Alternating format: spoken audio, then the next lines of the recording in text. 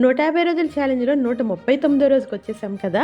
ఈ 139 కీర్తనలో ఏముంటదంటే, యెహోవా నీవు నన్ను పరిశోధించి తెలుసుకొనుము, నేను కూర్చుంటటయు, నేను లేచుటయు నీకు తెలియను. చూడండి, దేవుడికి సమస్తము తెలుసండి. మనం సముద్ర దిగంతముల్లో నివసించిన, పాతాళంలో పండుకొన్న, ఆకాశమునికి ఎక్కిన, అక్కడ కూడా దేవుడు ఉన్నాడు. మాట నా నాలుకకు రాకముందే అది నీకు పూర్తిగా తెలిసి ఉన్నది. నా వెనుకను నా ముందును నీవు ఆవరించి ఉన్నావు. నా పడకను నా నడకను నీవు పరిశీలన చేసి ఉన్నావు.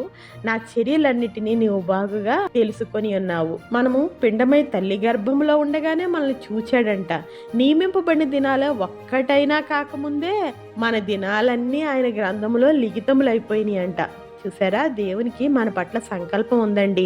మన ఊరికే పుట్టించలేదు, మన జీవితాన్ని దేవుడేనండి నడిపించేది. దేవా, నన్ను పరిశోధించి నా హృదయమును తెలుసుకొనుము, నన్ను పరీక్షించి నా ఆలోచన తెలుసుకొనుము. ఆయాసకరమైన మార్గము నా యందున్నదేమో చూడుము, నిత్య మార్గమును నన్ను నడిపించుము. ఇటువంటి మంచి ప్రార్థన దేవుడికి చేస్తే ఆ దినానికి కావలసిన కృప, దయ, నడుపుదల అన్నీ ఇచ్చి దేవుడు మన చెయ్యి విడవకుండా రక్షిస్తాడు.